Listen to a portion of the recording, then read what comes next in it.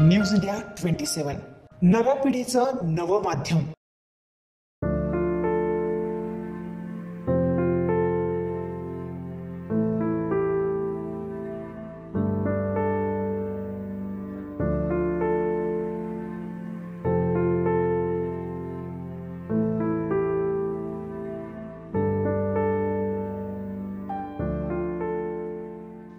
कावळा हा चाणाक्ष व अत्यंत सावध असणारा पक्षी म्हणून ओळखला जातो।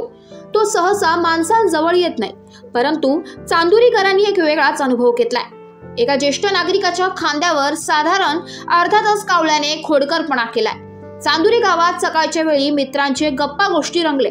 यावेळी एक कावळा हे सुरेश शेटे यांच्या खांद्यावर येऊन बसला।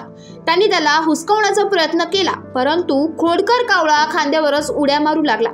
कावळ्याची लीला पाहण्यासाठी परिसरातील नागरिकांनी गर्दी केली। यावेळी कावळा हा सुरेश शेटे यांच्या खांद्यावरून डोक्यावर चढण्याचा प्रयत्न केले, मात्र त्याला काही यश आले नाही।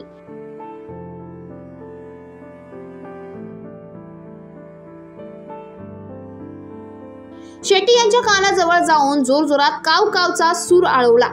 हे प्रकार पाहून येथे उपस्थितांचे मध्ये हास्यांची लकेर उलटली। साधारण अर्धा तास लीला केल्यानंतर कावळ्याने आकाशात भरारी घेतली। नाशिक जिल्ह्यातील चांदुरी गावातील पोलीस पाटील अनिल गडाख यांच्या दुकानासमोर माजी सरपंच भास्कर टर्ले, काशीनाथ टर्ले, गोरक्षनाथ डांगले व आपत्ती व्यवस्थापन समितीचे अध्यक्ष सागर गडाख, सुरेश शेटे हे सकाळी गप्पा गोष्टी करीत बसले होते।